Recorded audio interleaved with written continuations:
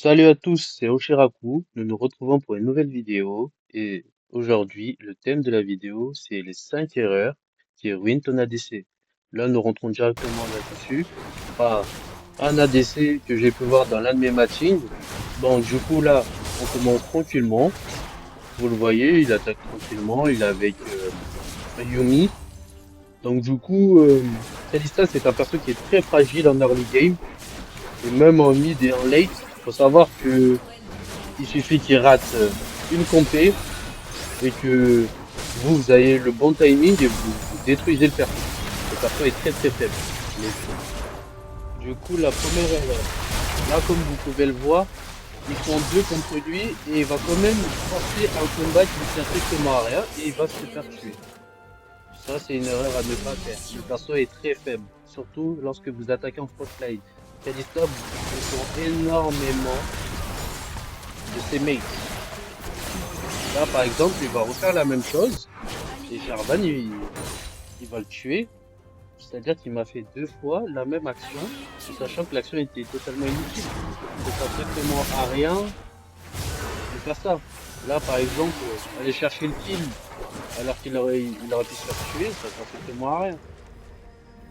Et là, nous retrouvons encore la même action. Tu le tues en fait. Finalement, il se fait tuer tout le temps pour les mêmes actions de la première erreur. Et ça, c'est dommage. La deuxième erreur qu'il va faire, c'est qu'il va provoquer un fight contre un ennemi qui a plus de niveau que lui et qui a plus de puissance physique que lui, en sachant que Kalista, sur un combat comme ça, a beaucoup plus de mal à gagner. Pourquoi? Parce que déjà, il a un retard de niveau et il a aussi un retard d'item. Il faut savoir que Jarvan a déjà un item de plus que lui. Donc, attaquer en front line comme ça, sans être informé, ça sert strictement à rien. Et là, je vous le dis d'avance, on n'aura pas les kills. Parce qu'il y a eu un mauvais focus de personnage, et là, il va se faire tuer. Il y a eu un mauvais focus qui a causé que finalement, personne n'a tué quelqu'un. Et là, c'est pareil. C'est pareil.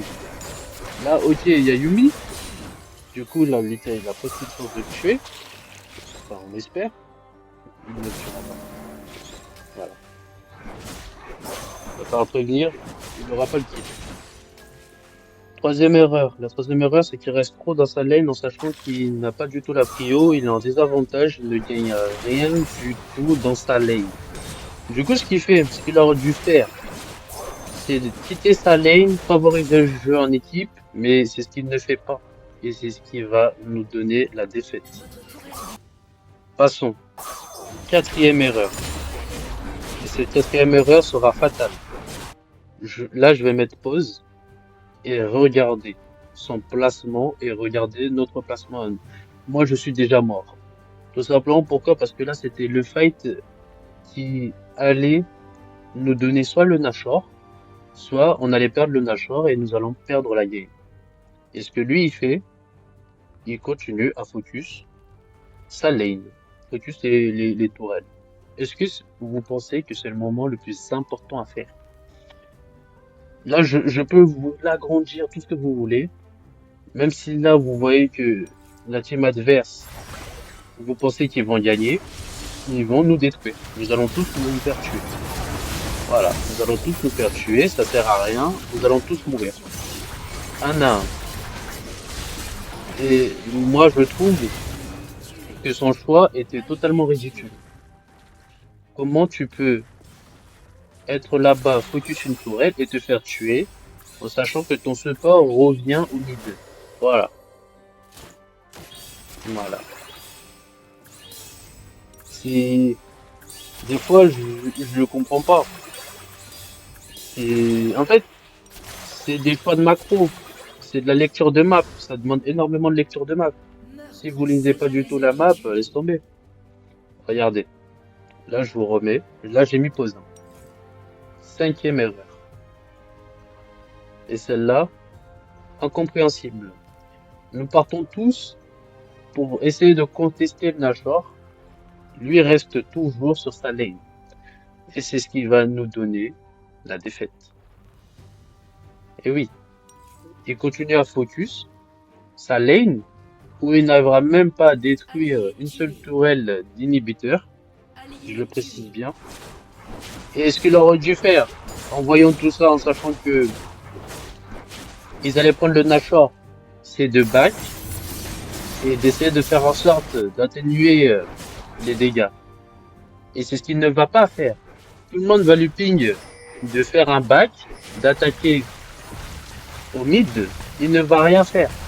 Il va continuer dans sa lane. Jusqu'à qu'il détruise la tourelle. Et c'est là que nous allons perdre. Et oui. Et il en a rien à faire, il va continuer. Il va continuer. Il va continuer à foutre cette tourelle. Il va continuer.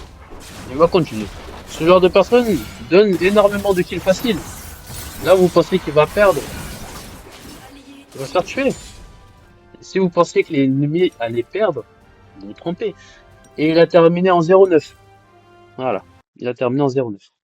J'espère que cette vidéo vous fera prendre conscience des différentes erreurs à ne pas faire.